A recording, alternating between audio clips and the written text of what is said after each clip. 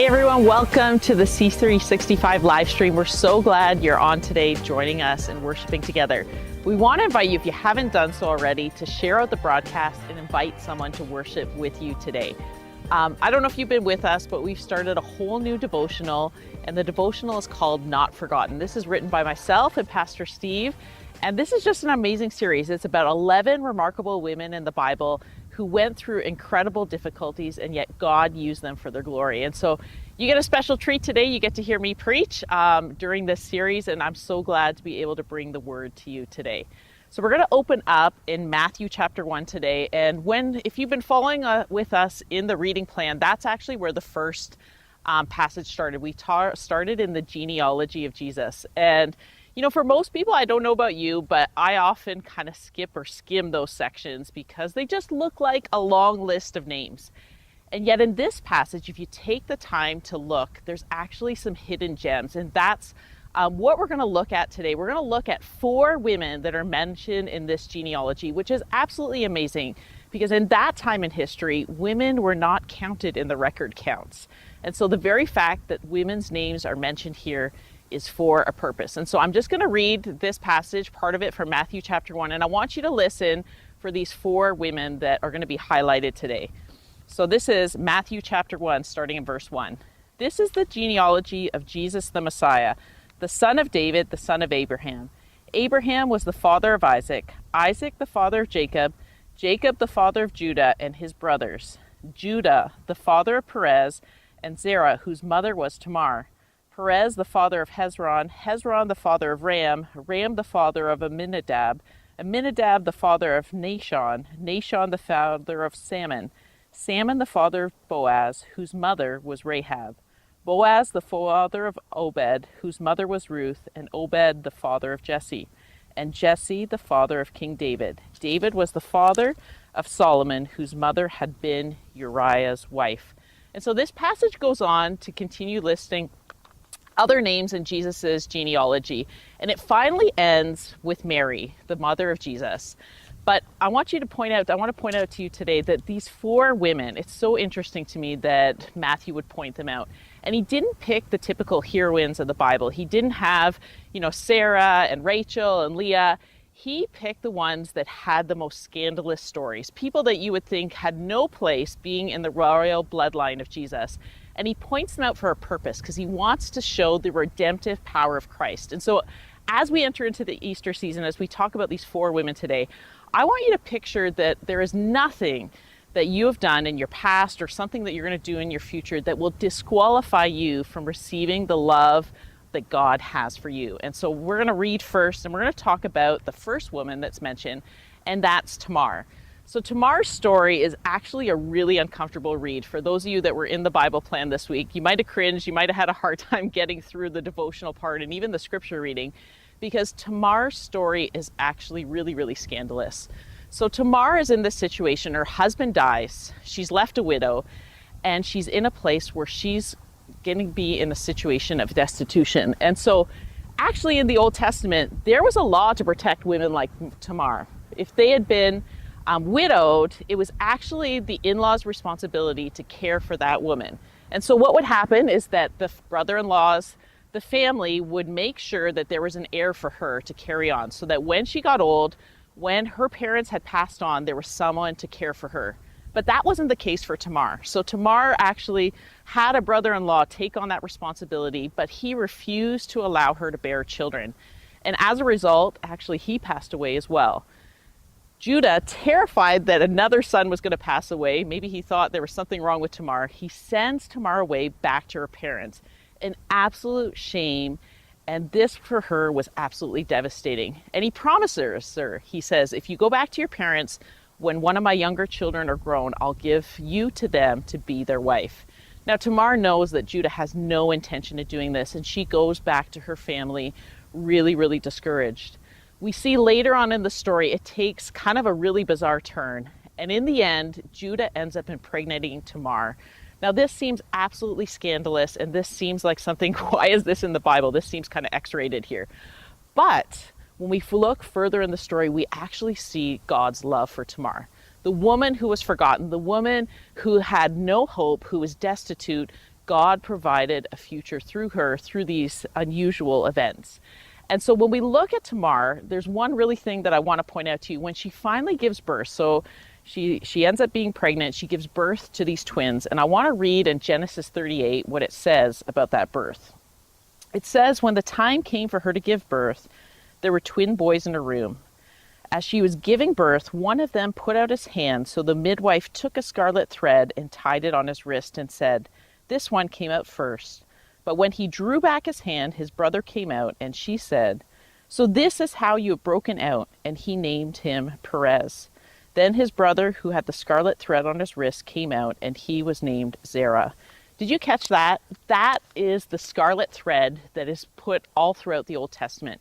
When you read the Old Testament, it is actually so many places of it. You know, when the Israelites had to put the blood over their doors, over the Passover, all of these images of blood and cords is actually a foreshadowing of what Christ would do for us. And so here's this little hint right in this story, a story that really is hard to listen to, hard to read, but a story of redemption. Here is Tamar, who is hopeless, who is desolate, and now has a son, two sons actually, who are mentioned in the lineage of Jesus. Isn't that an amazing story of God's redemptive power? The second person that comes in this story when we read through Matthew chapter 1 is the story of Rahab. So Rahab was a foreigner. She was a prostitute, not a great background, not a great person or story that you want to highlight in the royal line of the Messiah. And yet Matthew chooses her as well. And so Rahab, we know her from the story of Jericho. She was a prostitute in the city, and when the spies had come into the city, they had to hide quick because they were discovered. And Rahab hid them in her roof, and she spared their lives. She made the choice, risking her life and risking the lives of her family for people that she didn't even know. She heard the stories about the Israelites. She had heard about the miracles that the God of the Jews had done, and yet she made this choice to put her life at risk. As a result, this is what the spies said to her. They promised in return to spare her life, but only on one condition, and this is what they say in Joshua 2. Now the men had said to her, "This oath you made us swear will not be binding on us unless we enter the land you have tied this scarlet cord in the window through which you let us down, and unless you brought your father and mother, your brothers, and all your family into your house." Did you catch that again? It's that scarlet cord that's reappeared. Here is a prostitute, somebody that is considered in those times one of the most sinful people, and yet her family is spared. She puts the scarlet cord in the window, and the destruction passes her by. And this is such a beautiful picture of what Jesus has done for us, that when we've come to him with our brokenness, when we come to him with our past that maybe doesn't look pretty, that Jesus passes over our sin because it's what he has done for us. And so this is an amazing sign of how Jesus redeems our life. And so it actually goes on to say in Joshua 6, as this story closes, it talks about how Rahab spent the rest of her life in the Israelite community. And when we get back to this Matthew chapter 1, it talks about that she had married a man named Salmon, and she became the father of Boaz. And so Boaz actually triggers the next woman in this Matthew lineage, and that next woman that's highlighted is Ruth. And so in the story of Ruth, her situation very similar to Tamar. She had lost her husband, and so her mother-in-law as well was destitute. Her husband had passed away, and so that Jewish law that said that the in-laws should take care of Ruth, they weren't able to do that because there were no more sons to give Ruth to as a wife. And so Ruth is in this situation where Naomi says to her, go back to your own people. You're young enough. Maybe you'll marry again. Just leave me. My God will take care of me. You must go. But Ruth knew. Here was her mother-in-law. She was destitute. She didn't have a husband. She had nothing. She was old. She couldn't do the work to feed herself and care for herself or care for her household. And Ruth made the choice of loyalty and faithfulness. She gave away her future. She gave away the hope for a better tomorrow to be loyal to Naomi. And we see in this story, God honored that heart of Ruth. And so Ruth, ended up gleaning in a field. So in those days, the poorest of the poor, they would go into the fields of people that were wealthy, and they would just collect the leftovers. So Ruth found herself collecting the leftovers in the field of a man named Boaz. When she goes back and tells her mother-in-law, her mother-in-law is ecstatic because Boaz is actually part of their family line and he could redeem Ruth. And so the story ends in such a beautiful way that Ruth ends up finding a husband. Naomi's taken care of. Everybody has a happy ending. And Ruth has the honor as a foreigner. Even though she didn't belong to the Jewish community, her name is also written in the royal lineage of Jesus. And so this is powerful, that it doesn't matter what your background, it doesn't matter where you come from, it doesn't matter what you've experienced, but that God can use you for his kingdom. And so Ruth then would be part of the lineage of David. So it goes, as we go through that Matthew account, it talks about the people that would come next, and it comes into David. And this comes to the very last woman that's mentioned in this Matthew passage. And they actually don't mention their name, Bathsheba, but we know that it's Bathsheba because it says it's the wife of Uriah. And this story as a woman really breaks my heart. So we have Bathsheba, and she seems like a wonderful wife. She loves her husband. Her husband's loyal to the kingdom. He's loyal to his family. And yet something happens. Something is done against Bathsheba that destroys her world. Her husband's away at battle, and she's having a bath on her own, not doing anything wrong. And King David is taking a walk on his roof, and he sees her, and he sees something he wants. He lusts after Bathsheba, and he calls for her to come to him. Now here's this woman. She's married. She has a husband, and yet in those days, what could she do? She couldn't say no to the king. And so David sent her away, probably thought that his sin would never be found out, and that was it. And yet God didn't allow his sin to be hidden. Within a short time, it was discovered that Bathsheba was pregnant. And David now is in a panic. He's trying to cover up his sin.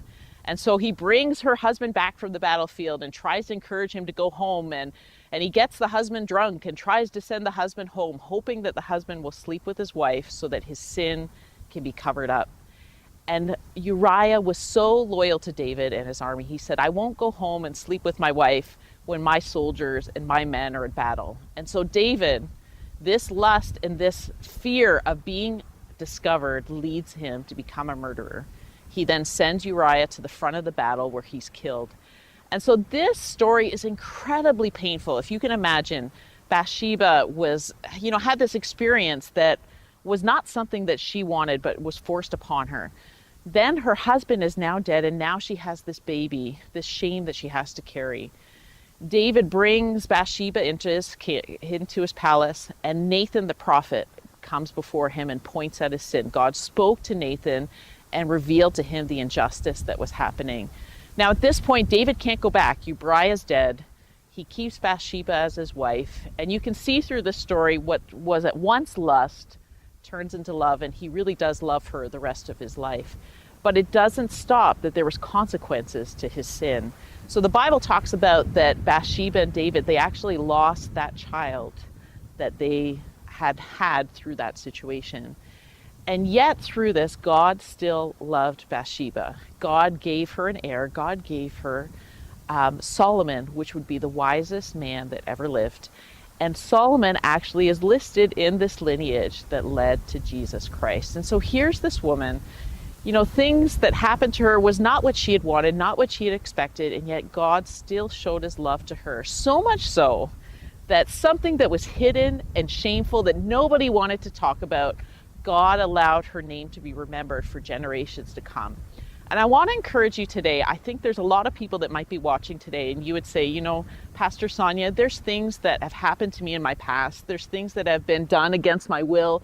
There's things maybe that I've done that I regret. And I wonder if God can use me. I want to tell you today, when you read Matthew chapter 1, to go back this week and read the names of those 4 women and know that it doesn't matter what's happened in your past. It doesn't matter what you've experienced, that Jesus died on the cross. As we celebrate Easter, we're not celebrating a Jesus that's on the cross. We celebrate a Jesus that is resurrected, that died and rose again to set us free and restore us to the Father. All of these 4 women are beautiful pictures of redemption. And I want to encourage you today, whoever you are watching, that there is nothing that you've done that God cannot redeem, that God cannot set you free from. And he has a plan for you, just as he did for these 4 women whose lives were totally messed up. totally looked hopeless, He had a plan for them, and He has a plan for you. Right now, we're going to head back into worship. I just want to encourage you as we enter into worship to really lay before the Lord. If you had this message speak to your heart and you realize that there's things in your past that you need to give to God, that you lay that before Him and you give Him your past, let Him in to heal it, and take on that hope today that He has a plan and a future for you. Your hand in every part of my whole life from the start. Jesus, you have always been with me. No matter where I was, you found a way to show up. Jesus, you have always been with me. There's never a season, never a place where I am alone, where you don't show your face. Right here I remember, how could I forget? Your faithfulness has never left me. Where would I be without you? Where would I be without your love? I'm amazed by all you have done. Oh Jesus, where would I be without you? Where would I be without your love? I can't say thank you enough. All of the ways you saved, you pulled me out of the grave. Jesus, you have always been for me. All my life is a proof that you can make anything good.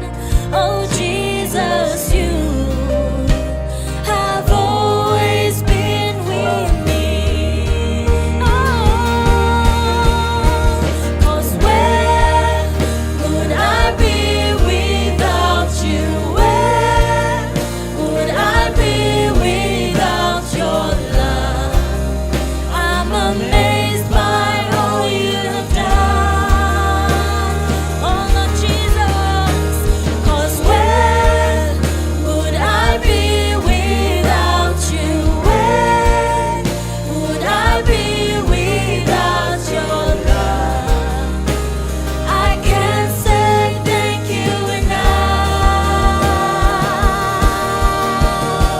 There's never a season, never a place where I am alone, where you don't show your face. Right here I remember, how could I forget?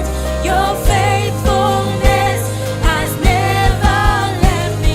There's never a season, never a place where I am alone, where you don't show your face.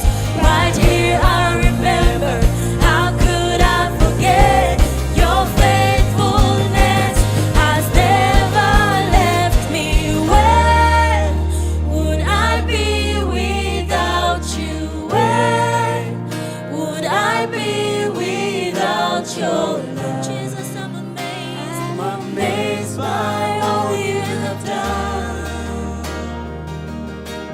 Lord Jesus, where would I be without you? Where would I be without your love? I can't say thank you enough. Let's sing it one more time. Where would I be?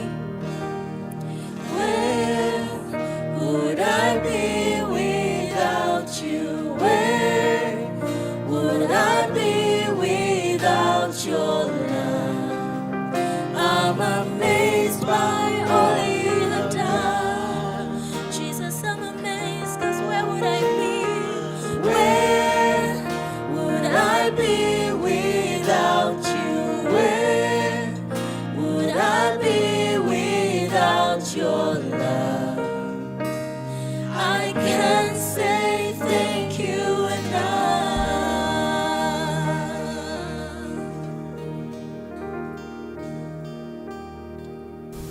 Thank you for joining us today. We're so glad that you worshiped with us today.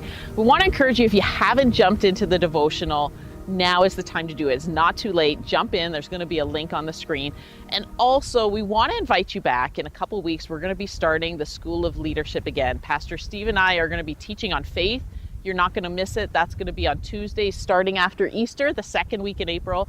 And I want you to mark it on your calendars to be there. Right now, we're about to head into the after party. If you want to click that link, join us in Zoom. We'd love to see you, and we'd love to talk with you today. God bless you and have a great week.